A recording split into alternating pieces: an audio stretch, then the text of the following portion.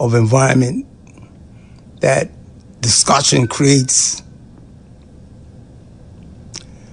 sometimes it becomes contentious. October 14th, the last time I was on the program, something happened that I know I need to address, because going forward, we need to understand and appreciate what is best for us, what is best practice. I ended up having to cut someone off whilst communicating with them on this talk show, October 14th. Those who were participating knows what I'm talking about. Good intentions is a good, strong motivator that will keep us on the path, particularly when we're participating in balanced discussion. Motivation comes from having good intentions. That would help us to keep the guardrails up and keep us focused.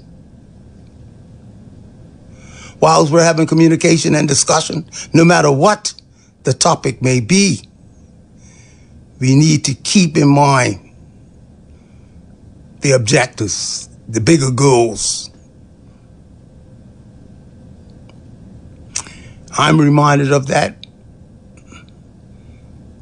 I'm responsible to be an example and a model when I talk and reflect on that type of point that I just made. We make progress when we manage and participate in meaningful discussion. Now, having to cut off a caller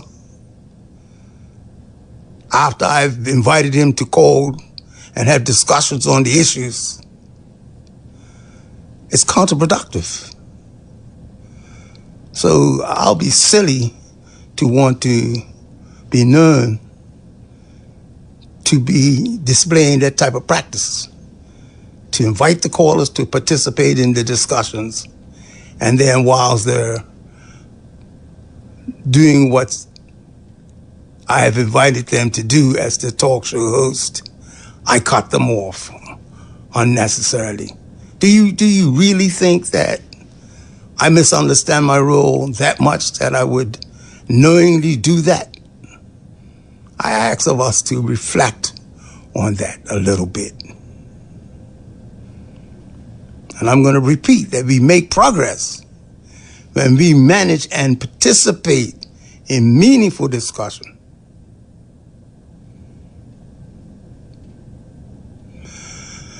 The callers make up what I call team balance matters. Yes, I have my little idiosyncrasies, you know. That term, team balance matters, it's inclusive. See, without you, dear listening audience, I'm useless based on why I come to this format. I didn't come here to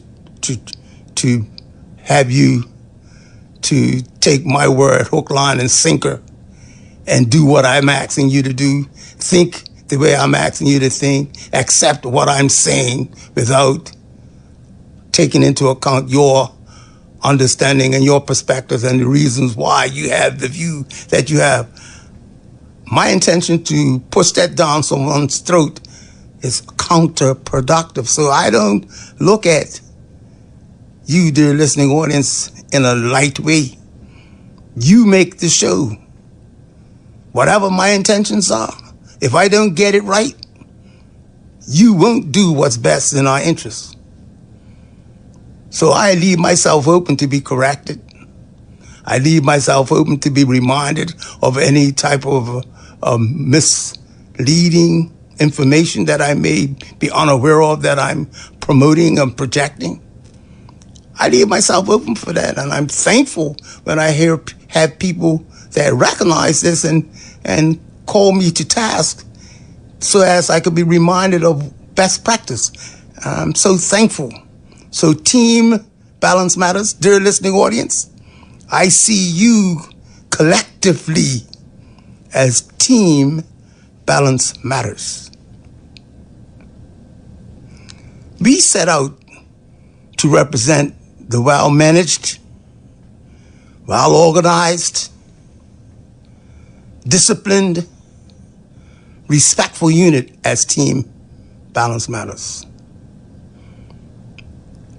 Team balance matters has the intention of having the best that we can build upon. The intentions that we can build upon, that's what we want to set forward as a precedent for balance matters. What can't be built upon, we got to push it aside. It's not productive. If we can't improve upon the things we're talking about, the perspectives, the ideas, the viewpoints,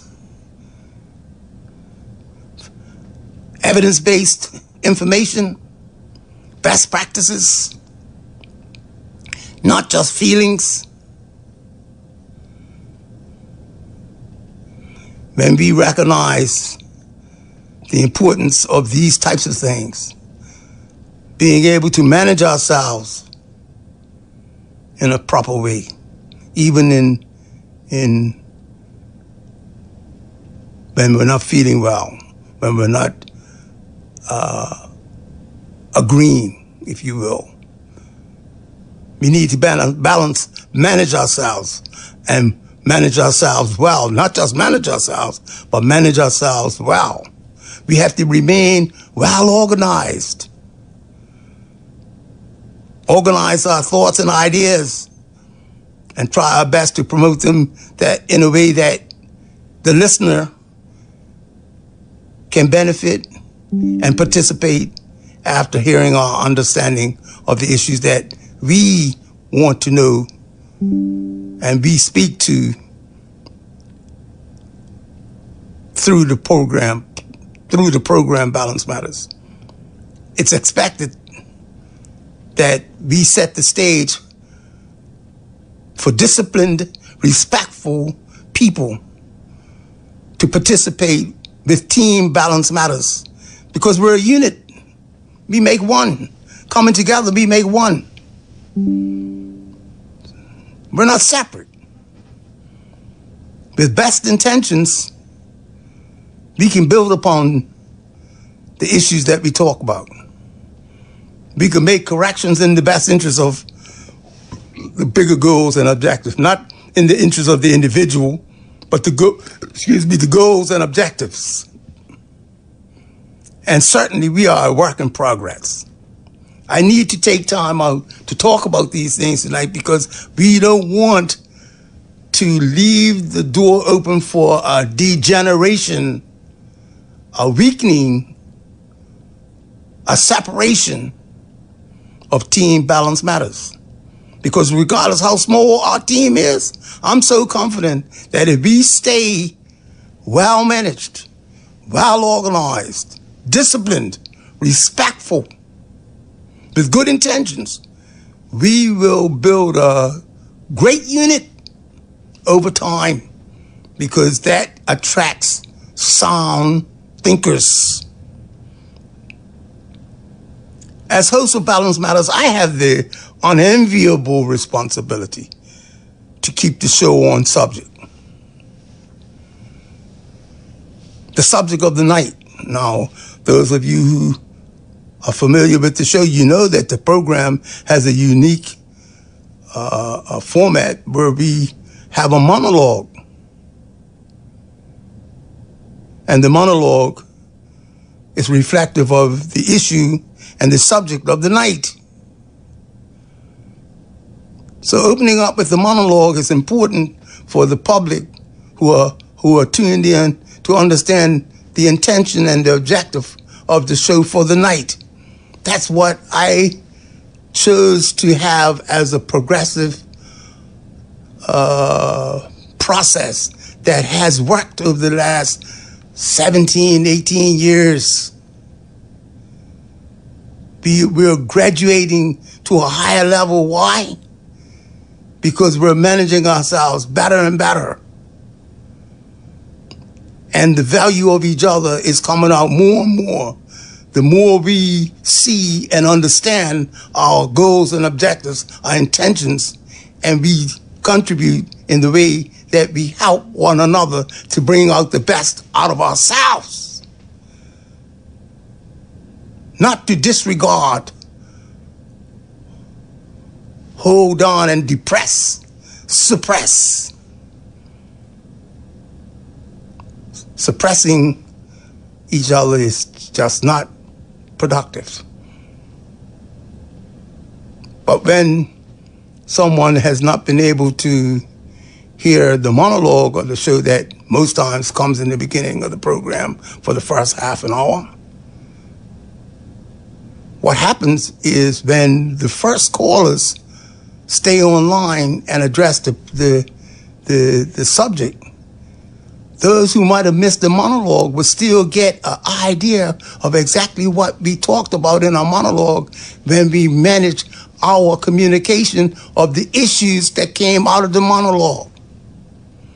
If and when we recognize the importance of that, the early callers, you are important to the show, because those who might have missed the opening of the show will still get the gist of what the subject matter of the show is if we stay on point and discuss the issues that comes out of the monologue. Because that's what the show is all about. This show is not designed to just invite people to have their way because they want to say what they feel and disregard what the monologue is. That's not the format of Balance Matters. And because I respect you so much, those who feel as though they can follow that format, I wouldn't be hurt if you decide not to participate. I won't be hurt because I don't want you to participate in something that you don't believe in or you don't think that it would be helpful to yourself. So whoever doesn't want to follow the format of the program or the subject of the night, if you choose not to call in, no hurt, no disrespect. And those who value the intent and purpose, when we continue to strive to implement what's best in our interests, we will be attracted to one another. Why? Because when a team works together in the interest of fulfilling the goals and objectives of the team, we take good guidance, we practice, we demonstrate, and when we try and do the best we can, we make progress. That's the way team effort works in any group of people that accepts team responsibility, individual participation in team responsibility. So serious subject matter serious subject matter as generational trauma, which was being discussed on October the 14th. Generational trauma within the Black community must be respected and never taken lightly. We can have differences without being disagreeable. We could have contention without being contentious. Desires, differences need to be respected.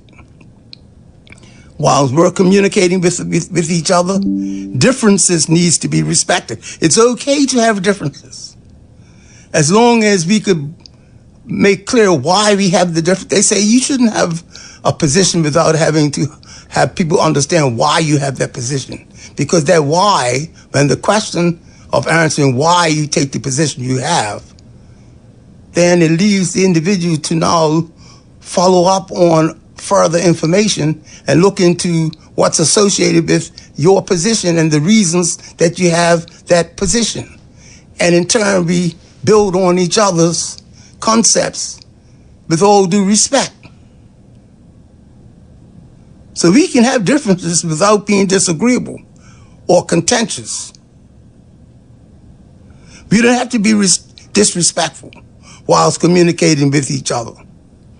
And that's what happened when I ended up trying to talk to the caller that I ended up having to cut off. I was trying to get him to understand that the way he approached his presentation, he was disrespecting the objective of the show.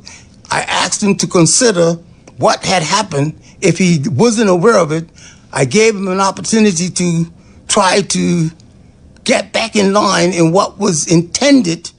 Why? Because serious subject matter as generational trauma within the black community must be respected and never be taken lightly. I feel that way. I bought that idea. It was being talked about in the public in a serious way. People of good qualifications is building on that subject of generational trauma within the black community. Changing the subject while disregarding the subject is not going to be progressive. Not on Balance Matters. If you want to have that viewpoint, it cannot be allowed to take place on this show. It's not acceptable.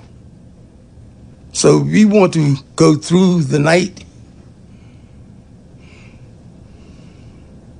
hoping that you'll understand and see why I would want to talk about something like this in my monologue. I know somebody wanted to come in real quickly. I'm going to depart from my monologue and give you some attention. Calling you on Balance Matters. Good evening, Brother Shakir. Good evening to you too, my brother.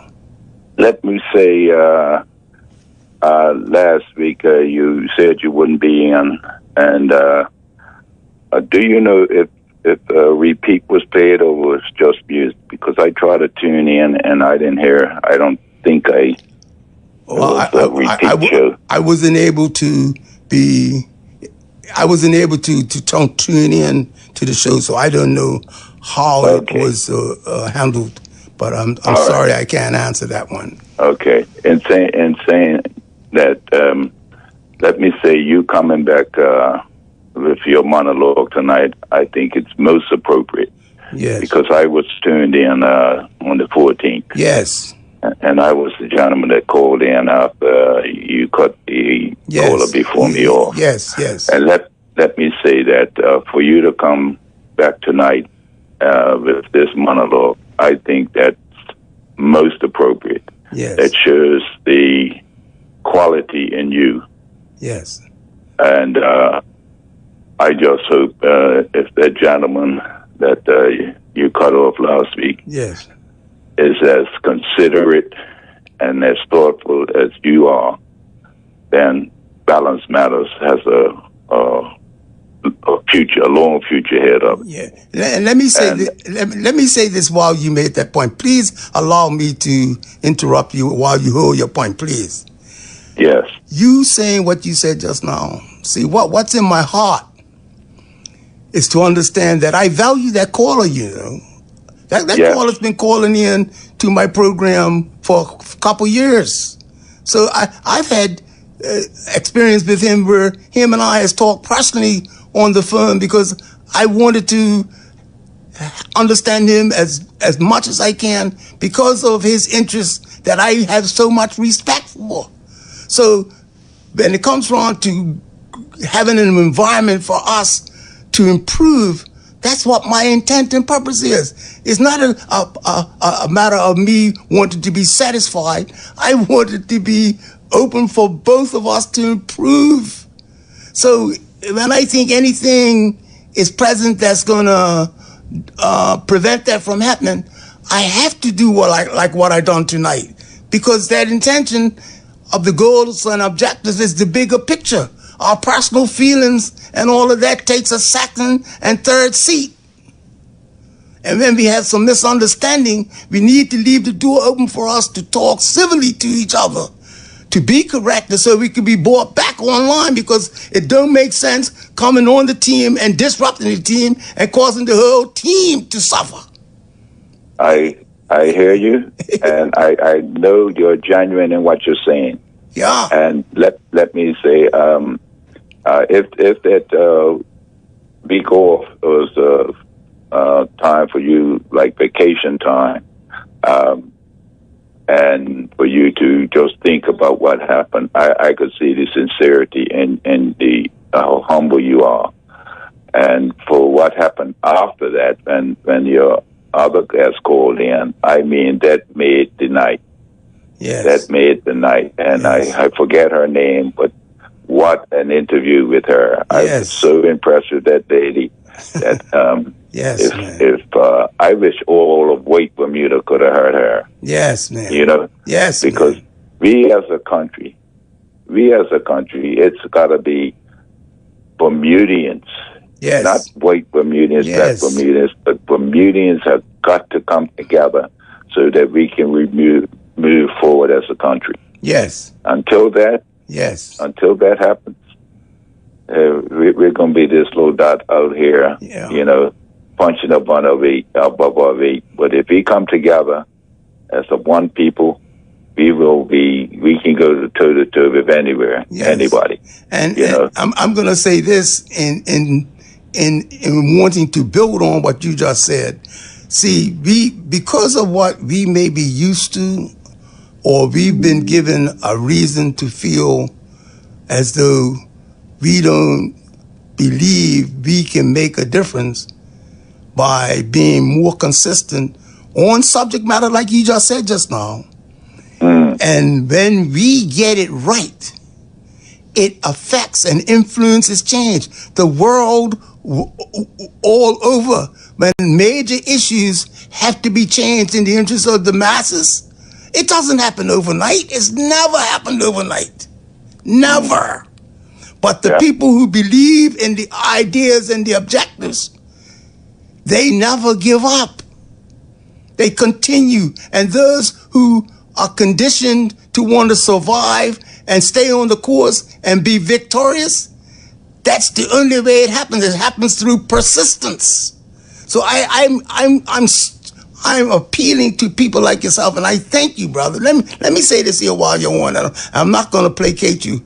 I thank you for what you done on the 14th. You helped me tremendously when you called in, brother.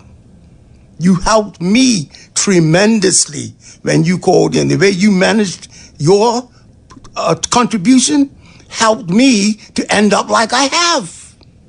Okay. Yeah, so I'm saying that to say, when we get it right in seeing the intent and purpose, we hear each other and we care enough to protect each other. And I'm certain that any decent human being out here that wants to change the systems that's been unequal, inequitable, unjust, these numbers are improving around the world. We need to trust in doing what's required to attract those minds and welcome them in the conversation. And the only way that's going to do that is we keep a healthy respect for the quality of discussion we're going to have. Because decent people are not attracted to foolishness. That's right. I believe that, and I know I am who I am because I let foolishness go.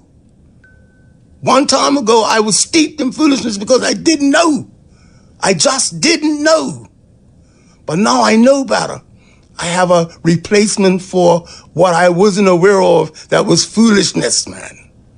And I'm certain that we can appeal to each other who have like minds and good intention. And over time, because of our intentions, we will be rewarded with a success story like anybody else that's been able to influence the world for change. And if some of us are too small to think like that, I'm not criticizing you. I'm just saying, do not get in the way of team balance matters. I hear you, brother. let me get off. It's so others can call in. And balance matters. What a perfect motto for your show. Thank you kindly, my dear brother. All right. And you have a great evening, and I'll listen off here. You do likewise, and if you have to, man, call back, man, if it's not going to be no callers. Believe me, because I say that to say we balance, we benefit from each other when we could take something away from each other. Okay. Take care. Bye-bye. The number is 297-1027. We're talking Balance Matters. Without a doubt, the bigger picture is for us to find the right spirit, for us to have commitment, to want to be demonstrating best practices. Sometimes unintended consequences get in the way. I get that. And I pray that people like myself will work hard to make sure that whatever is going to prevent us from making progress will be kept on the sidelines. And whatever needs to be talked about, people like yourself that know better out there in radio land, I believe that it's time for you to step up and participate, because we need you. In matters that we were discussing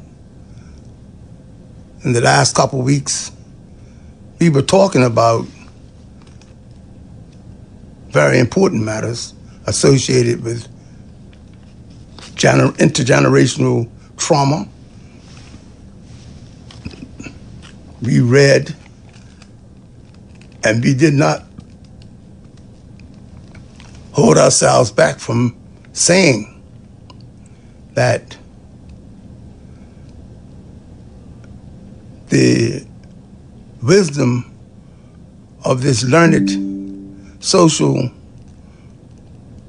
contributor dealt with the subject of violence.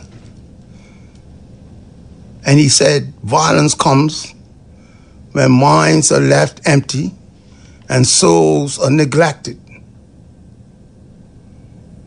Too often, we let the streets raise our children instead of giving them guidance, care, and purpose. Violence is not natural.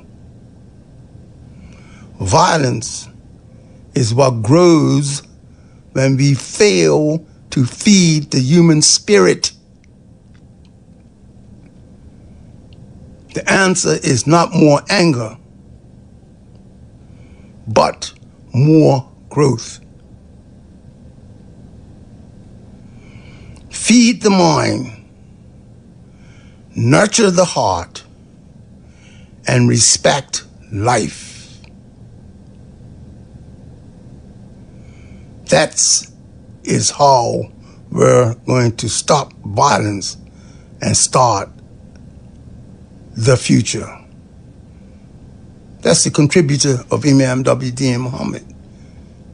Why do I repeat that? Because this is a set of powerful words, and I feel as though we need to pick apart these words, not just gloss over them because they sound good. They do sound good because they're meaningful, but because we don't give enough time to look into the words, we don't get the greater benefit. So when I thought about things that came from Lynn Winfield's letter to the editor that we were discussing on that show that night, I thought it was worth noting when she said, we live with emotional, psychological, physiological, intergenerational trauma, and economic inequities of 218 years of enslavement. That's a serious subject to reflect on. We've been bothered deeply. We've been caused to be dysfunctional psychologically and physiologically. And we are suffering the effects of this treatment, this abusive treatment, this inequities and inequalities and injustices. They've left some terrible scars on us. And a night like the 14th and a night like tonight, I wanted, and I intend to, touch on things like purpose. The purpose of this program is to remain focused on our racial responsibility. I say our racial responsibility, and I put myself first, because I can't leave myself out of this here. I want to be one who could at least stand up and want to be a model and a witness to how it should be done, whatever is good for us. To remain focused on our racial responsibility is something I've accepted as a purpose. You have something out there that we may need to hear. These lines are open for discussions on matters like this, whilst we're striving to fulfill our human responsibility. See, I haven't left our human responsibility out. The collective, like the brother that called just said, he wishes that more white people would have heard Ms. Lynn Linfield when she called in and explained what motivated her to write that letter to the editor entitled How Inaction Has Led to Where We Are Today. Inaction, not doing enough, has led to what the problem is today.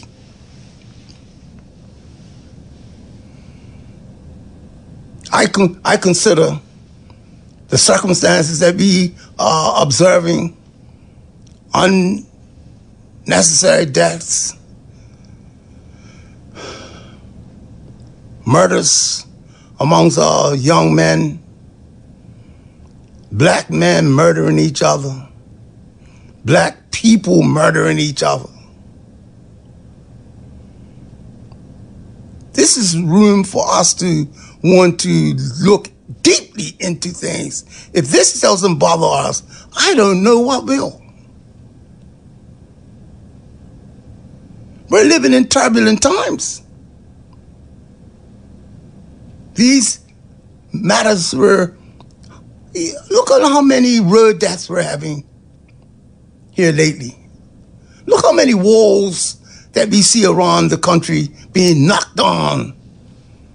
Every time you look, it's another wall being knocked on. Common sense would say there is a lack of attention on the streets with vehicles. More people are lacking attention and we're having more accidents. And in this case, it's bothersome to me because these accidents are ended up being fatal. And regardless of who they are, it's just unaccepted. Because I was talking to someone that was dealing with matters of the laws of the road, and he brought attention to me, which I accepted hook, line, and sinker, that there is such a thing as preventable accidents. We shouldn't accept that, oh, it happened because it was an accident. Accidents are preventable. We seem to end up with the circumstance that we title accident at At the same time, our thinking and our involvement in the accident could have been prevented. So isn't it wise for us to want to consider what should come under the category of preventable accidents? What is it that we can do to prevent accidents? Do we think murdering one another is an accident?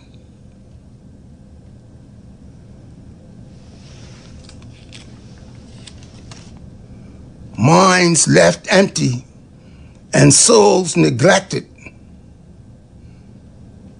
is responsible for violence. Listen to that. Minds left empty and souls neglected is responsible for the violence that we see today. Something to reflect on. I'm not saying that we need to accept that as being the only reason, but it's given us a lot of room for discussion.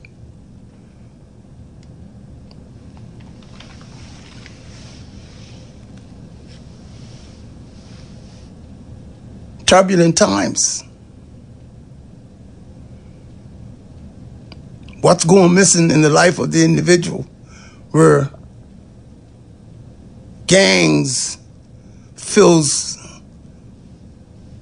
their life and satisfies the outcomes in their life. Involvement in gangs is a preference. What went missing for someone to end up with that choice?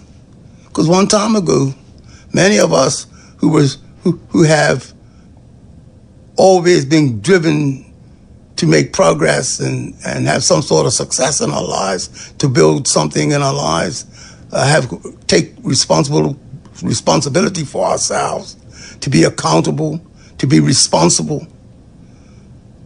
Many of us didn't need we went through our whole life not needing to be a part of a gang in order to fulfill that. So it's a logical question for us to ask. What is going missing out of our lives for now, for our young people, or for the next generation? Because all of them are not so young anymore. If you notice the numbers, even though it hurts to hear that 15-year-olds and 16-year-olds and 18-year-olds are involved in this gang violence and the charges for murder and stuff like that. But those numbers are going up to 24, 30s, 40s. So it's not just young people. It's a mindset that's now taking up the time of those who haven't even started in making good choices. They're being enveloped in these weak choices that they have because of what? They have very little to choose from. The minds are empty. One time ago, I tell you, I wouldn't even say one time ago. I still today acknowledge how gratified it is for my soul. I say that because I now realize that it is my soul being satisfied when I meet the objective of accomplishment in whatever category it may be. When I feel a sense of accomplishment, my soul is satisfied. I'm now being reminded by those that know better than me that it is human nature's expectation that the soul cries out to execute its potential. It has a lot to achieve if you put it in the right state, if you address the soul, if you cater to the urgency of the soul. A good-hearted person the soul cries out for many things. And that individual ends up going in certain directions that satisfies the soul when he answers the request of his soul. His soul cries out for successes. A well-meaning, decent human being. I didn't say black. I didn't say white. I didn't say qualified, unqualified. I said a person who has good intentions, who has good desires, who answers the request of the soul. The soul is crying out to do things to satisfy itself. I thank God that I finally made contact with that natural behavior that is consistent with those who seem to end up with a fulfillment in their lives. This is not something special that comes from a black guy or a Muslim or any type of religious person specifically. No, we're all created equal. I'm sure you believe that by now. All human beings have the same physiology. When we study, we all have the same genealogy when it comes around to the molecular system and the design of the human body. We all have the same thing.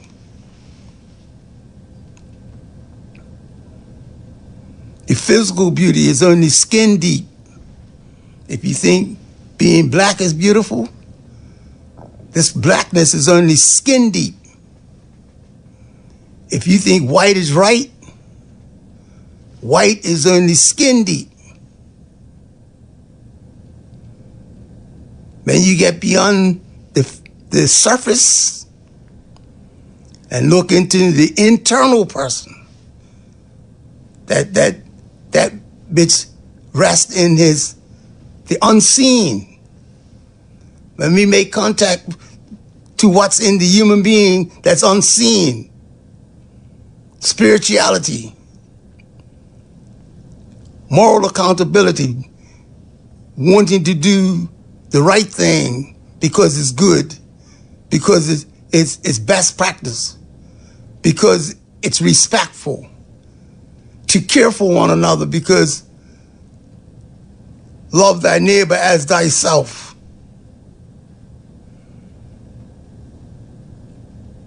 These are the types of things that allows us to be practicing what human nature, what the soul cries out for, that when we do the good things that satisfies the soul, we have a respect for all life. We don't limit ourselves to national life or life that's being demonstrated by the color of our skin. I just said earlier, and it deserves to be repeated, to remain focused on my racial responsibility while striving to fulfill my human responsibility is a purpose that I've accepted. I'm only sharing that because I'm trying to give you the understanding that these types of words that's being asked to be reflected on, they're not just in the ear to be recognized as being present. We need to want to understand the foundation of these words so as we can internalize them, then demonstrate what it was intended for them to achieve. Now, love thy neighbor as thyself. Are we demonstrating that?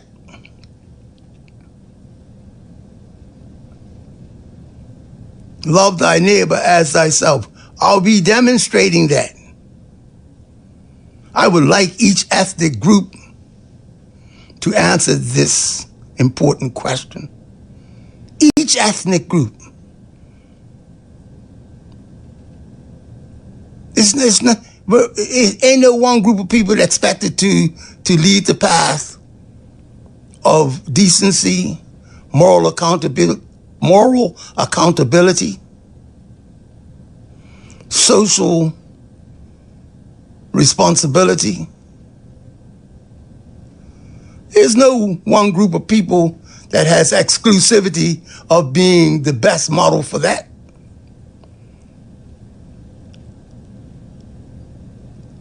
The best model is the model that caters to the piety and what I call submission to the will of God.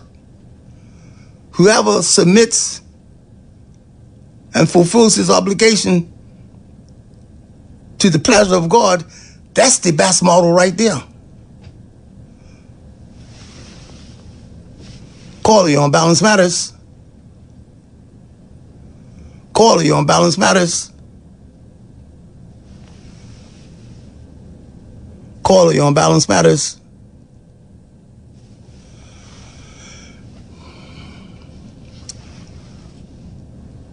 The number is 297-1027. We're talking Balance Matters. The lines were flashing. I answered the response to the system. I guess someone was calling by mistake.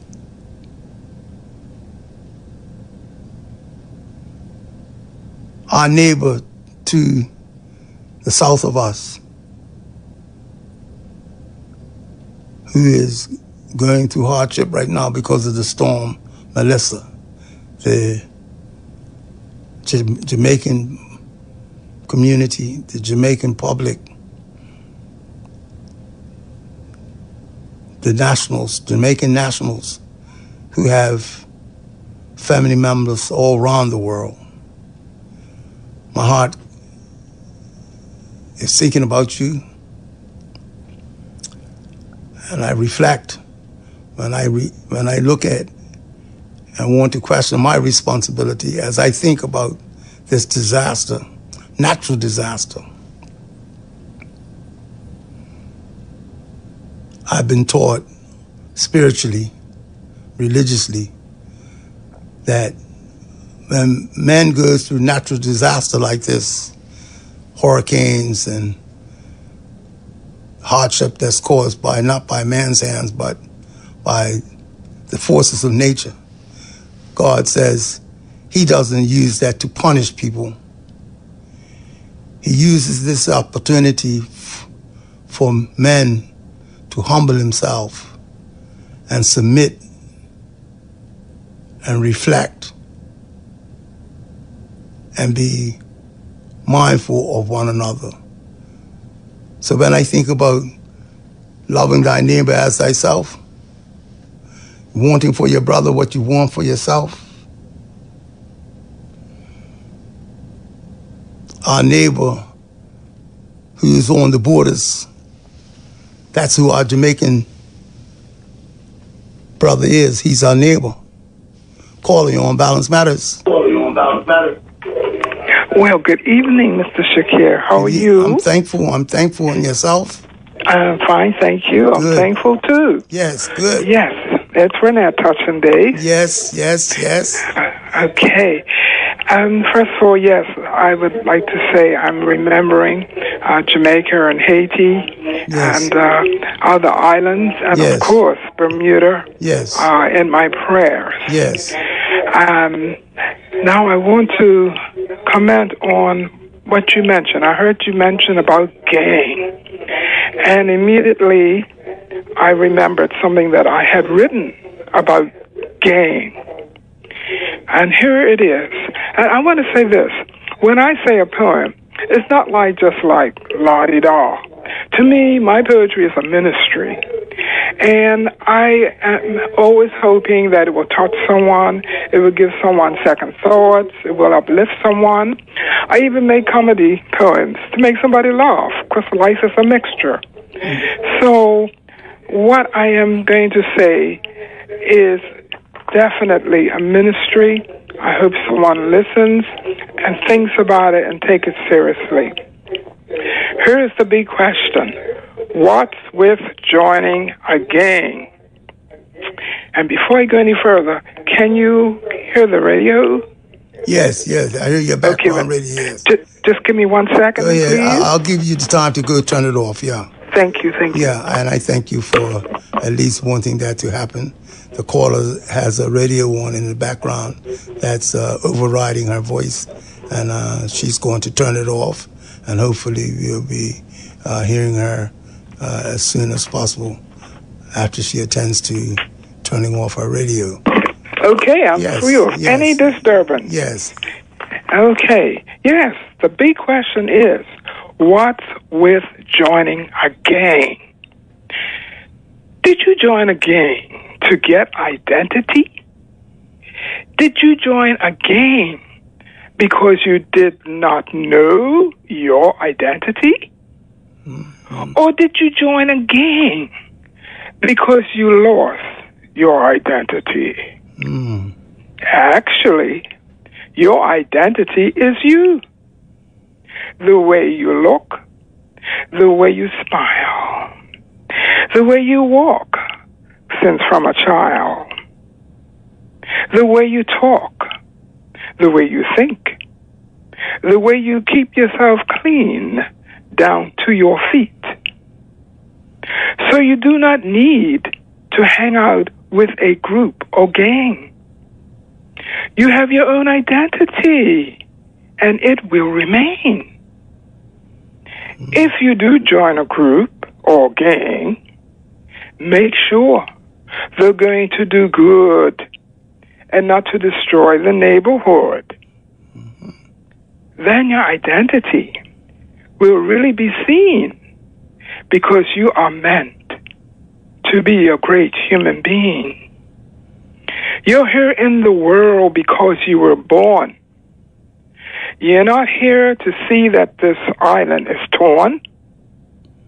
You're here in the world to be educated, not to carry on in such a way that you make people agitated. You're here in the world to succeed, not to kill another or cause someone to bleed. You're here in the world to make a roof over your head and see that you're fed.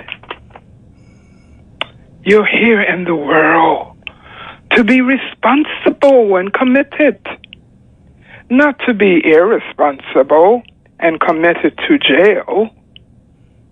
That's not how the story started, and that's not how the story should end. You're here to enjoy this island and the rest of the world. It's all up to you, young boy and young girl.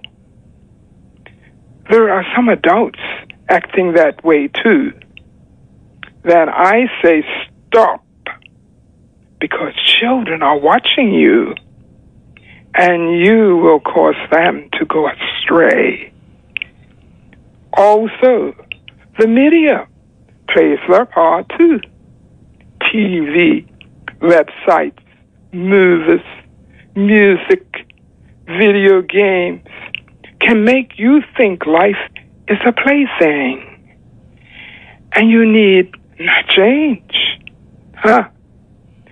Simply because the media has glorified violence and gang. But all of that is only acting, you see.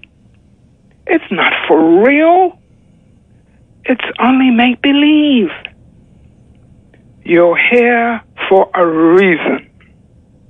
You have more strength than you realize. Therefore, build your life. Hold your head up.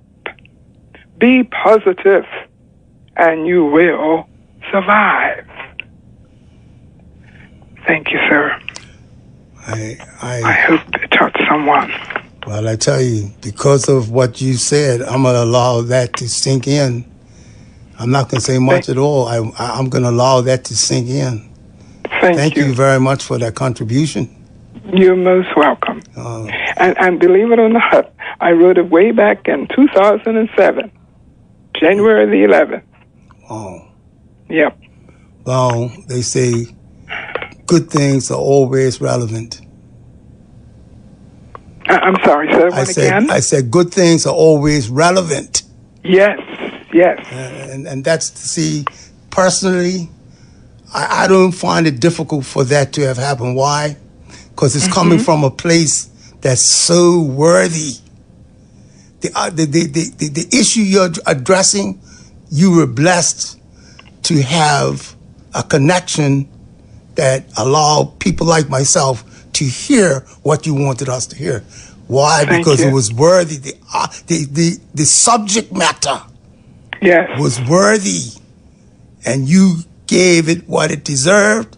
And this is what I was trying to say to the caller earlier, where when we have faith that we're, first of all, thinking correctly, there is nothing that can take us off that path when we know it's in our best interest. I'm not saying what I'm guessing about. I'm talking about what I know. The reason why I feel like I could stand like I do, because I'm not just talking, I'm seeing the results of action.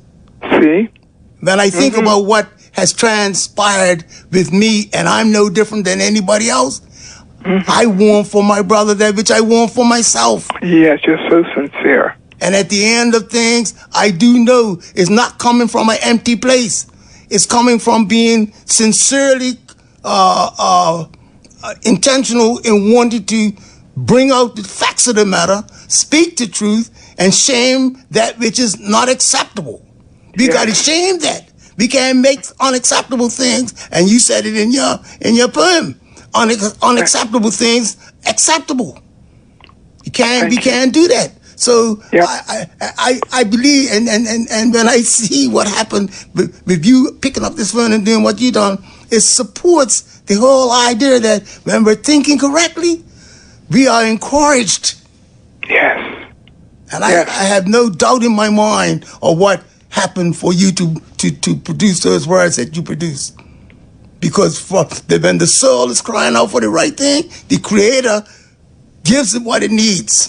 Yes. Definitely. Yes. So I thank people like yourself, and I pray to God that we will always take advantage of the opportunity to improve upon the concepts and the ideas that we believe is in our best interest. Thank you. Most welcome, sir. Thank you. Take care. You do likewise, and you have the rest of a great evening. Thank you. All right. I'll be listening. And I thank you for your contribution. You're most welcome. All right. Bye-bye. Bye-bye. Yeah, I think this would be an opportunity for us to take a little musical interlude. Whatever we have in our history, I recall as a young man when I first heard the quote, anything worth having is worth fighting for. Anything worth having is worth fighting for. Now that I have accepted to be more accountable and responsible within my role, and as a male, a progeny of my ancestors, my parents, my foreparents, as a parent to myself, as a married man with the role of father, grandfather, just striving to fulfill these roles has been very gratifying. And I'm certain that that's what this particular quote that this brother is talking about when he mentions the minds are left empty and the souls are neglected. We leave our children to the streets to be raised instead of giving them guidance, care, and purpose. When we accept that to be good guidance, then we will first put the mask on ourselves in turbulent times before we try to help others. I mentioned earlier, we're in turbulent times. When the individual puts the mask on himself so he can get the oxygen, then and only then he'll be able to be free to help someone else. If he doesn't care for himself first, he's not in position to help someone else, even if it's his own loved one. He will put himself into trouble and his loved one into trouble if he doesn't care to manage the needs of himself first. And then, after accepting personal responsibility, then you go out and take care of others. So we're going to play a little bit of music here so as to give you an opportunity to reflect. I'm going to that trusty voice.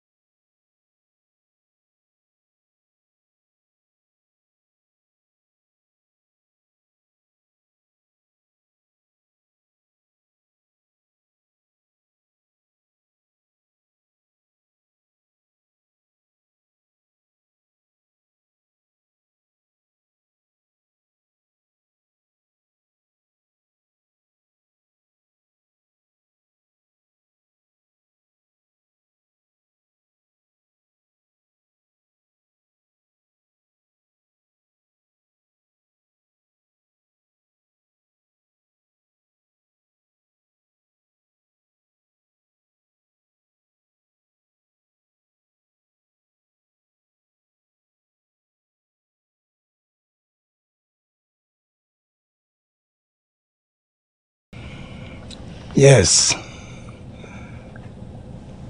Cynthia Erivo. Can't get enough of that spirit. The number is 297-1027. We're talking Balance Matters. We would like to hear from you. You're needed. Team Balance Matters. You're needed.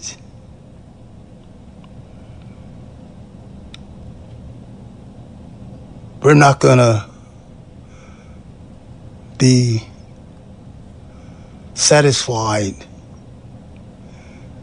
We're not going to find the solutions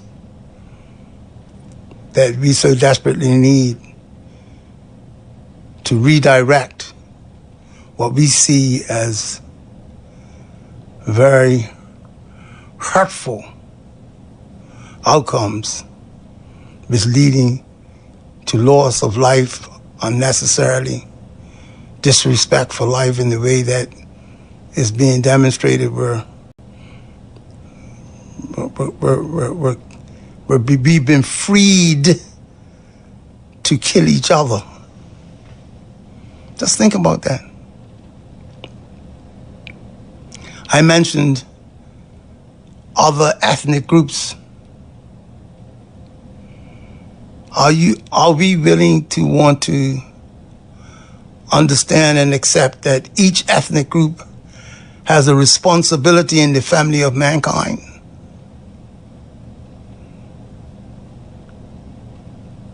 And I'm gonna say that very slowly. Each ethnic group, because we have been created different, not to despise one another, but to get to know each other. Each ethnic group has the same needs. The human needs. Our needs are similar. The difference in the outcome of ethnic groups is reflective of how well we fulfill our responsibility to ourselves. Should we be expecting other people to do what we should be doing for ourselves? When we make children, why do we expect other institutions to look after them?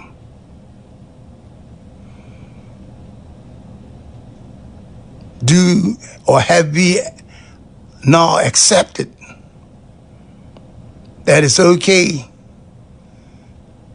to have unplanned children without the ability to care for them? And when they come, put demands on others to fulfill what we weren't able to do ourselves because we weren't being responsible for having children. Do we want our families to understand how they should see their responsibility in planning for a family or managing a family, even if you didn't plan for it? After it's here, you need to be responsible and manage the family, not look for others to do it for you. Are we willing to want to be honest about these things and say what the facts are as relates to each ethnic group when it comes down to subject matter like childbearing and teenage pregnancy and gang violence?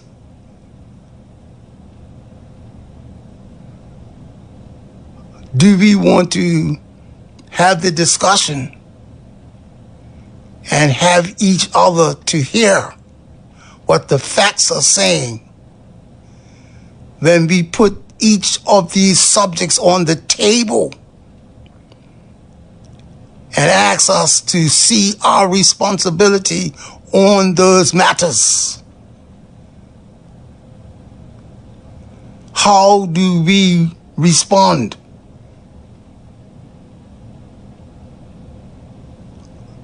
It's responsible for me to ask the question.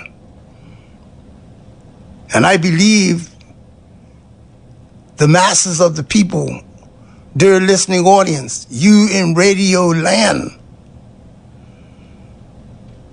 the future that we're looking for, that has in it solutions to our greater problems, they are not going to come with you sitting on the sideline, ignoring the opportunity to respond when we have subjects like this on the table.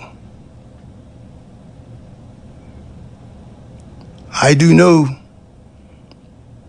that in some cases, some of us feel that it is unacceptable that we look at criticizing ourselves when so much wrong has been done to us in the past. I would be silly to ignore what the past has done, but I can't afford to live in the past. I need to understand how to manage the past in the present. And while being wise in our deliberations, I need to know how to function with the circumstances that we're in presently, and how to utilize the tools and the opportunities available to us to plan, commit to, decide to want to put into best practices whatever we have as a responsibility, whatever duties are expected of us. We should want to reflect best practices and not accept the weak and destructive behavior and habits that allows us to be seen as a burden to this society.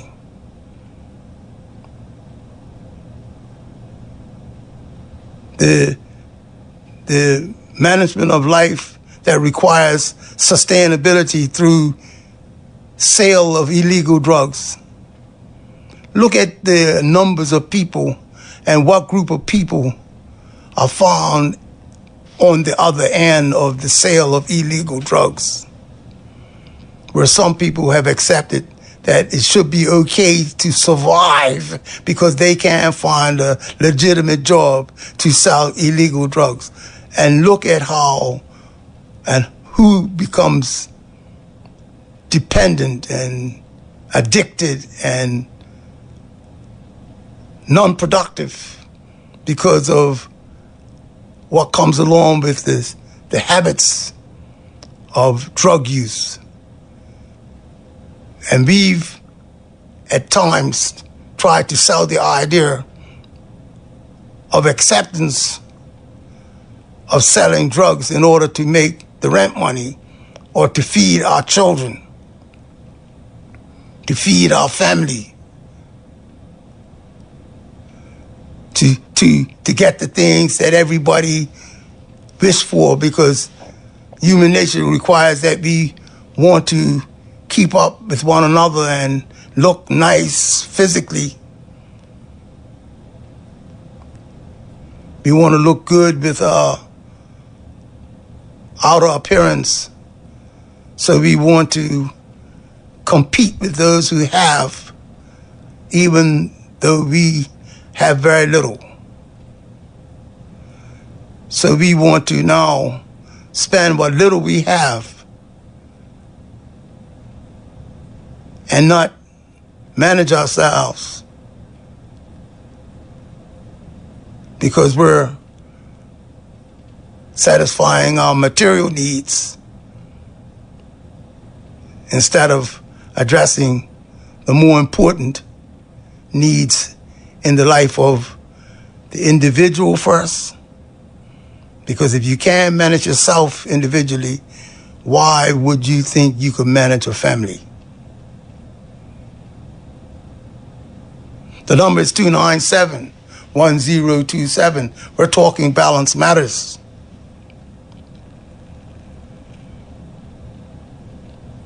Purpose. Being responsible. Wanting to fill the mind that is empty. Feed the empty mind and care for one another. These are the types of things that is worth internalizing. Failure to feed our children's mind, to give them more than enough for them to think about as alternatives. If and when we achieve that, then the individual, when asked to fulfill their obligations in society, they do not have a good reason not to step up to the plate and do what is expected of them. If they don't have anything to draw from, then they are subject to fall into weaknesses and make bad decisions. Judgment is flawed when we have very little to draw from. So it's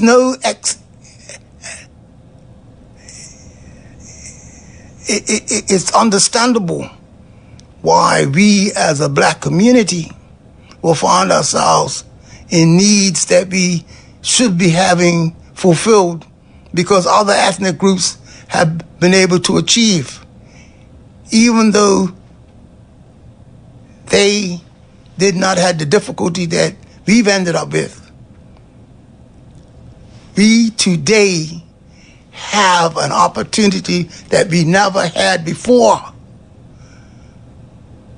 And if we understand true freedom,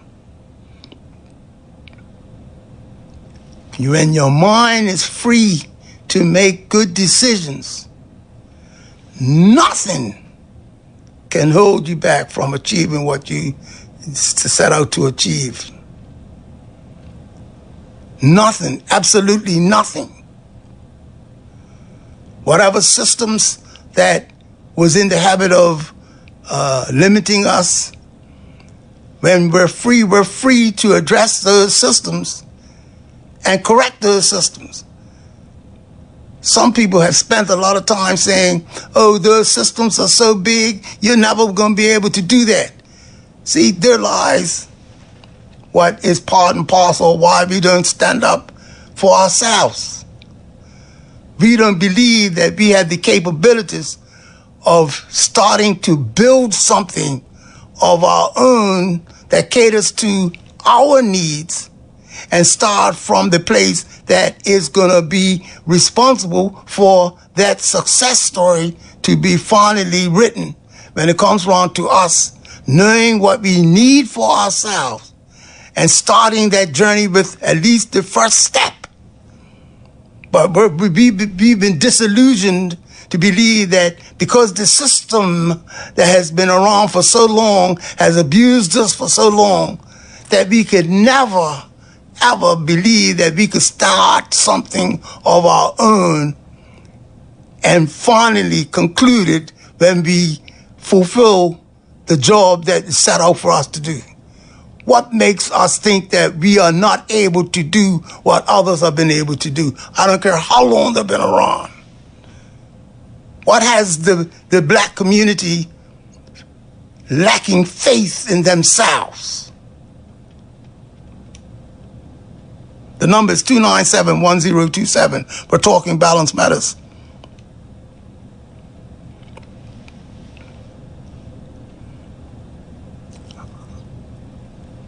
Too often,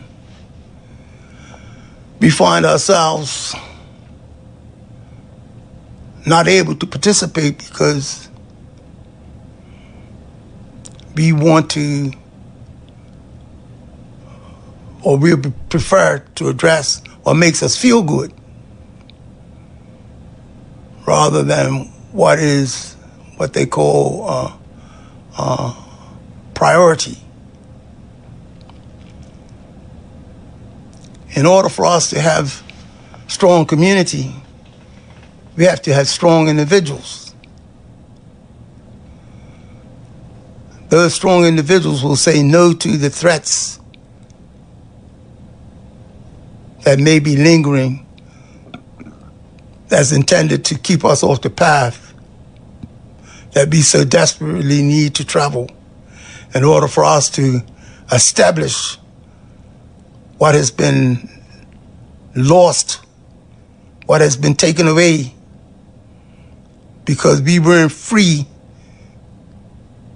to satisfy the needs of a community that was enslaved for centuries. God has blessed us to now have a choice. And he's blessed us with quality minds, people who are very capable, people who are aware. We have people in our midst that know what we need and are making great suggestions on how we could start to build and establish what we need to sustain ourselves so as not to be dependent on or have to look outside of ourselves to satisfy our needs. The number is 297-1027. We're talking Balance Matters.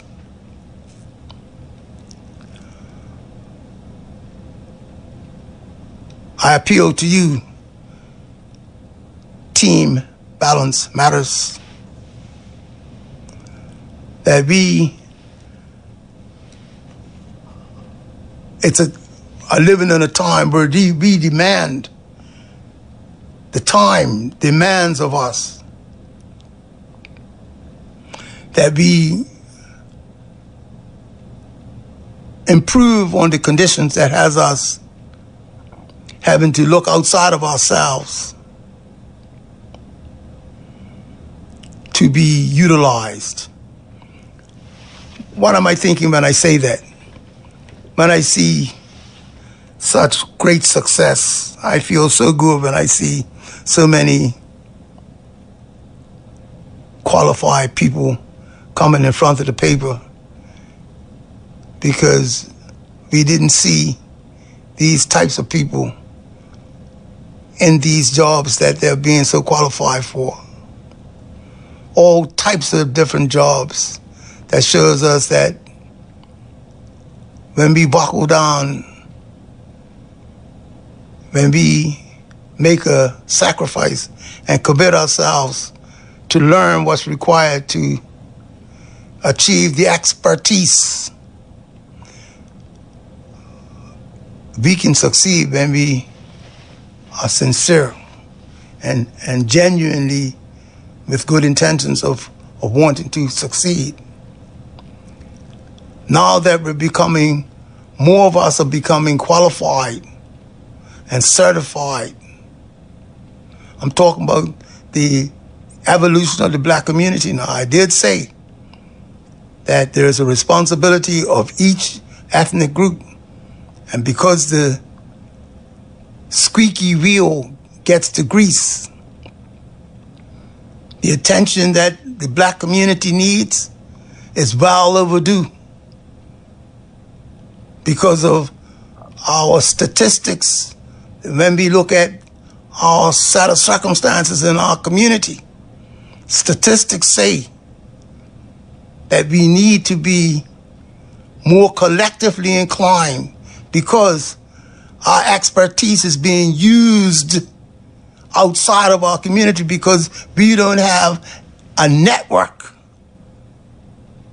and an establishment to absorb these qualified young people that is coming out of our community because of them taking advantage of opportunity that has been created for them. I'm so proud, so happy that we're witnessing a day where our ancestors, their prayers are being answered. Many of our ancestors didn't get a chance to execute their potential with the freedom that they deserved. But we're living today to see their children, those that inherited what they left behind. See, there's an inheritance of the genetics, you know. There is such a thing as genetic inheritance. What the former enslaved wanted that they couldn't get because of abuse and mistreatment and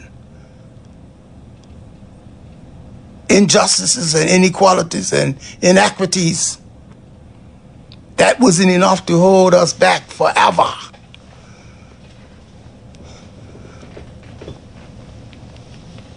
The abuser had a plan, and the Creator has a plan. And the Creator's plan is the best plan. The Creator would never have left the innocent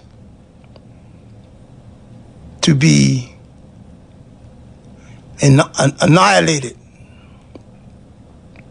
without getting justice. The Creator is the most just of those who perform justice. So I'm not surprised that I'm living in a day where I'm seeing so many of young people coming from the black community that's being identified as very capable and successful in their academic achievements. Now we need to have that expertise utilized to cater to the collective needs of the black community. The way things are situated and what we're looking at on a regular basis is that the numbers of our children are increasing as to the success in their expertise in academics. But if they're not got a network and an establishment that will take them in and have them to be utilized to improve upon the lot, improve upon the conditions of the people that they come from, that needs improvement in their lives, in the community life, in the family life, in the business life. If we do not accept a responsibility to improve upon that which is the foundation of survival of any ethnic group, which is the tools needed to establish business, social, spiritual development, academic development, social development, on and on and on I could go. Unless we have controls of decision making within the construct of those types of things I just mentioned, our children will never be allowed to have the freedom that they need to have, because the decisions in their interest will not be priority. When other people have to use our children's expertise, other ethnic groups benefit from the expertise of our children. If this conversation is not worth extending, if this thinking is not worth at least talking about, please tell me what is.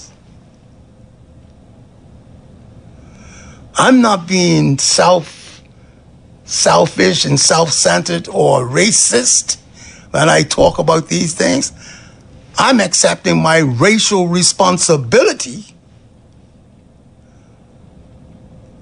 that calls for me to put the oxygen mask on my face in turbulent times, so I could be able to manage myself to care for those who I have a responsibility for. We as a people, we have enough individuals that we see coming from amongst our midst that's proving to be capable of being good practitioners and leaders within the construct of their expertise, their business development, their academic development.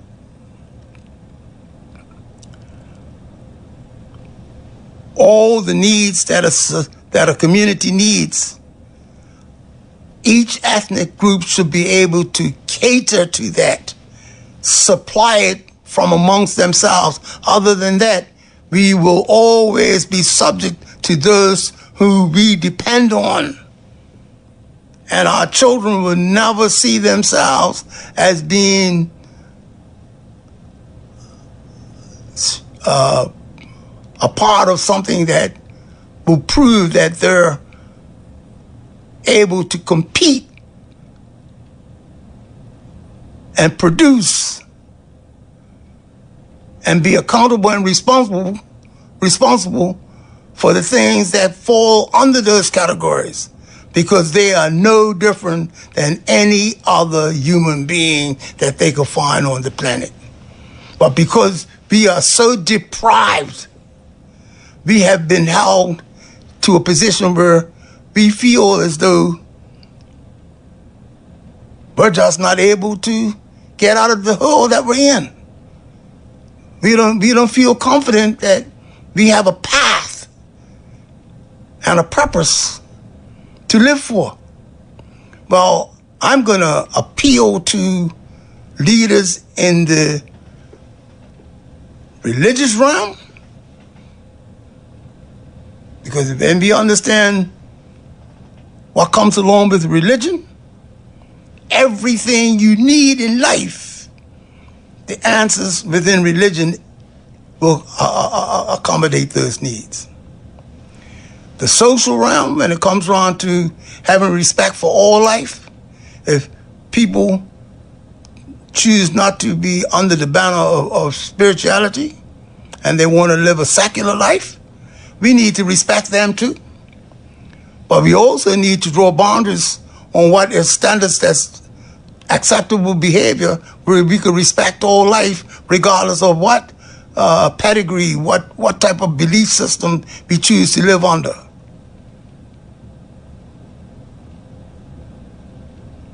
So we need leaders that's going to need to understand that we need to know what to say to these issues or these subjects when it comes around to knowing how much to play, how much time we should be put into playing. When I say that, I'm talking about entertainment. Some of us spend all our lives living for a weekend. All that you work for 5 days of the week, you can't wait for the weekend to throw it all away. Living for a weekend. Some of us have been limited to having aspirations that allows us to be seen playing. And I say this respectfully, because I believe sports is a beneficial thing to the individual in its rightful place. But when we find ourselves giving more attention to sport, and most of our time giving more attention to sports, and thinking that the best opportunity for us to have control of our lives is from the rewards of sports, that's not the position we should have our children looking towards. Because when we think about what message we should be saying to our children, the life that's intended for you to build upon and be sustainable, and that will allow you to be valuing and respecting the quality of life that we all should be striving for. It comes from us understanding what the life needs. And if we're busy playing and not serious about developing all the other qualities other than sports, there are many other areas of life that could grab our attention and that our children will be so capable of achieving if we get them to see the value of those disciplines, have them to understand what part these things play in the development of the establishment of their community. When we get our children to understand what the term establishment really represents, to have our children to understand how an ethnic group survives through having a foundation of establishment that caters to all of their needs. And children understand the requirements for protection of their life through institutions that has always been expected to achieve and acquire expertise to carry these things out. These things have not been exclusive to the master's children or the people with the authority who has been mismanaging their power and abusing others because they have the power to do so. Some of us are just duplicating the very same habits that we say we blame and criticize others for mistreating us. We're now duplicating that after we become educated. We don't have the understanding of young people, our next generation, who comes back very qualified business people. There is a lot of room for you to work out in to choose to establish a community that your people so desperately need, so as to absorb these young minds that are free and able to do something if they had some meaningful work to do, not just any old work, meaningful work to do, and to strive to establish a community that can be, to establish a infrastructure that will support the needs of the community. If and when leaders get to have that message understood by the next generation. Our children's mind will not be empty, and they will be full of purpose, and they wouldn't have no need to want to kill each other. I believe that this is a great opportunity for us to stop and reflect, even though we're experiencing some hardships. We're witnessing hurtful things in this period that we're in as a society of people. But they say significant emotional events give rise for opportunity for growth. Significant emotional events gives rise for opportunity for growth. I'm not the only one that feels like I feel. I'm certain of that. We would do well when we take advantage of the opportunity to be addressing the collective needs. The number is 297-1027. But talking balance matters.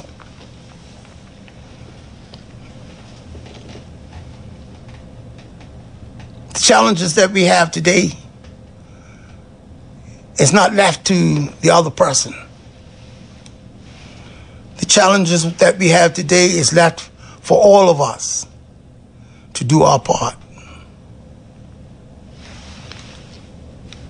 Calling on Balance Matters. Hey, good night to you, brother. Shakir. Yes. How's it going, young man? Yes. Hey, good to hear your voice, man. Hey.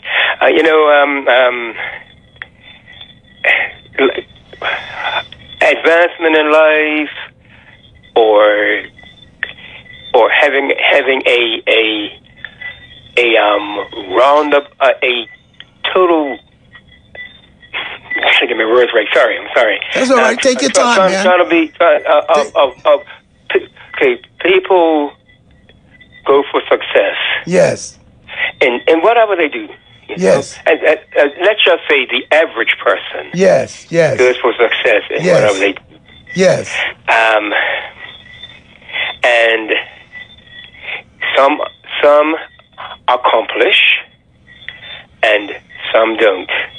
It's the trying to live life as you striving for those positive things. Yes.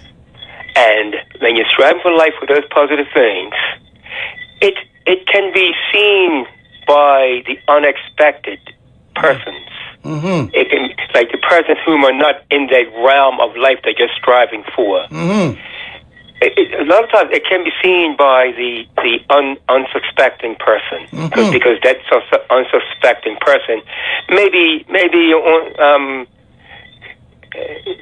having their weaker days, or they may be just doing a pack anyway. Yes, I hear you. But sometimes some people, they reflect, and the examples whom are striving positively, sometimes they know those type people, and they may reflect onto them. Mm-hmm. So I can only say, Brother Cromwell, that if a person is doing some positive things, yes, and you're succeeding at it, yes, keep on doing it. If at a time comes when you can share along your journey, you can share some of what you're into. Hey, it may be only a minute of sharing, but it may catch onto some others out there. So some's gonna make it. Hopefully, more make it than full. Yes, yes. But don't. The main thing is, to me anyway, keep on doing those positive things, and if you can share some of your positive things you're into with a person whom you feel is going through heavy challenges. Yes. And some of them are doing a pack. Mm-hmm. You know, give them your little, give them your little knowledge. Yes. Yeah. Yes. Yeah. Yes. Yeah. Yes. Yes. Yes. Because it's not a perfect world. We're gonna have people out there who can continually doing a pack. Yeah, and You know? I really appreciate you making this point, man. Look, I'm reflecting on something that really ties into what you said. I remember reading this article, and this writer said it like this. He says, because of the seriousness of where we're trying to go, we have to commit to the idea that you cannot allow weakness in any form to take a position in the interest of where we're trying to go, because weaknesses doesn't help progress. Regardless of what we're trying to do, we should never accept the weakness. We should always look towards strengthening that weakness, but don't allow us to cater to the weakness. So when I think about what you just said, that's how I wrapped it up, man. See, and if and when we say to each other, listen, I'm pretty certain that you're no less valuable than I am because of your potential. But whatever habits that either one of us may have that may be a threat to our future, don't allow me or expect me to support you with that. It can't be, we can't get success if we're going to cater to that which is going to nullify, or what I call be counterproductive. And weakness, just like when we look at how much it's effective when we have drug addiction. How much of the family suffers when a drug addicted person wants to have their way in the family and make everybody else uncomfortable in order for him or her to be comfortable. There is a total failure of the entire family when we cater to the weakness of a addicted person. And that's not to say that we're going to see their life any less than ours. Not at all. I don't look at life like that. But I have to say to my children, whoever may be facing a subject like that, if we're going to have to talk about the difference between bad habits and good habits, don't allow me to support you with your bad habits. There is a point when if one in a family, just say in a family, just speaking of, if the majority is being pulled on by that minor or minority, yes, and they've been trying to show a better way, yes, that there's where that majority in the numbers has to go to other areas to get help. Yes, because the person who is pulling down, yes, is not going anywhere to get help. Yes. So they got to go someplace to get help to learn how to deal with the negatives of life. Yes. Look, that's how I look at it. Is. Look, man, as you're talking, because I'm really appreciative of what has been ignited with your comments. I remember looking at it. This is a true story I'm about to say. It's a short story. A guy was doing cave exploration, right? He liked to go explore in caves. So he came across this particular cave he had never been to before. Little did he realize that there was a huge drop. If he had misstepped, it was going to be a huge drop into something like a ravine in order for him to protect himself. If he fell, it was not going to be good for him. Anyhow, because of his inability to not acknowledge his full surroundings, he fell down this hole, and he ended up jamming his arm between a rock. He tried to pull his arm out, and he couldn't get his arm out. He didn't have nobody around him. So the longer he stayed there, he realized that his arm was getting dead. Going, you know how our arm gets numb. And he was smart enough to know that the longer he stayed there, that arm was going to be the cause of his total life being lost. You know what that guy done? He found something on his presence that was sharp enough to cut his arm off. He cut his arm off and was able to go back up the hole with one arm. So when I think about the gist of the story, you could lose an arm to save your life. You'll go through the pain of cutting that arm off, because I'm pretty sure it wasn't without pain that he was able to do that. He had to suffer and endure pain to save his entire life. That's the way I see our community that's in need of a better way of life. Any habit or action or treatment that falls in the category of being a threat to our future life, I'd rather go through the pain of losing that at the expense of saving life for the future.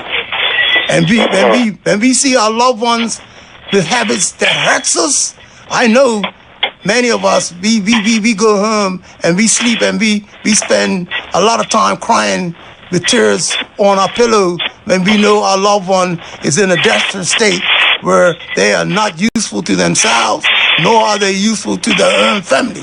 They're only bringing themselves down and they're bringing a family down.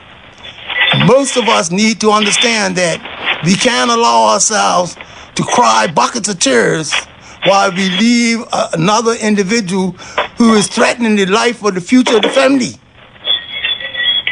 And that's what we need to say to each other in order for us to accept that to establish a better future for our people, we need to start working on the needs of our people. And whoever is not going to be part of that, who prevents that from happening, we need to sacrifice by losing that person in order to gain a greater future. Yes. To a good degree, I definitely agree with you there. To a large degree, yes. And hopefully they catch on in due time. Yes. But go ahead.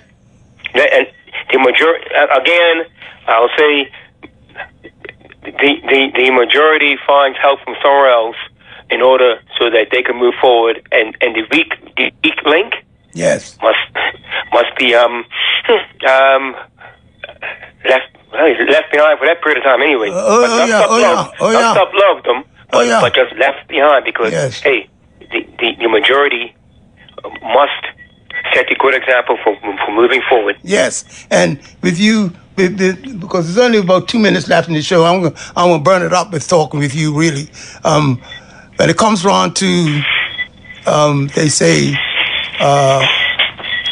when the family is got someone who is pulling them down, they say the tough love that we should give them is wrapped up in what they call true love. He said one time ago, true love used to be, I'll disappoint you in order for you to save you. Nowadays, we got to make sure somebody feels good in order for them to be saved. No, true love says, I'm going to make you uncomfortable in order to save your life. That's what true love is. He said, we've gotten away from true love and found ourselves having to entertain the term tough love as though tough love is a new idea. He said true love has always been the best idea that had toughness already in it. When I first heard that deal, I'm telling you, boy, my heart was at peace, man. True love has toughness already in it, man. And when we're doing the right thing in the interest of the better future, we could lose that arm and not feel no hurt, right? So true love is in tough love. Yeah, no, tough love is in true love. No, tough love is in true love. That's how it goes. Tough love is in true love.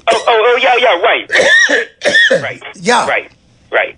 See, in years gone by, we was always practicing true love. We didn't need to say, I'm going to show tough love to my children. You gave them true love, and toughness was already in it. Yeah.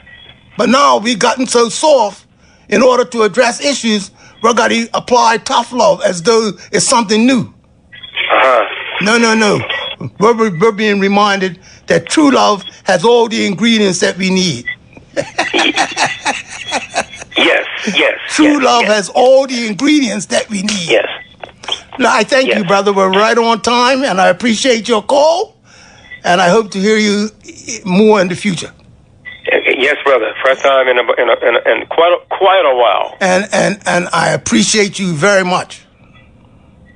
All the best. Keep likewise. Thank you. Yes, I thank you, dear listening audience. I pray once again for us all to remember those that's in connections in Jamaica, those who are part of the Caribbean, Cuba, and even coming towards Bermuda. We need to pray for those who are going to be desperately in need. And whatever part we can play, let us do our part. Let us pray, thinking about them, because of the devastation that Hurricane Melissa, has dumped on the people in the Caribbean, starting off with Jamaica. Thank you very much for tuning in to Balance Matters. Tune in next week. Have the rest of a great evening. Grown folk talk, grown folk music. Bermuda Live on YouTube. Subscribe now.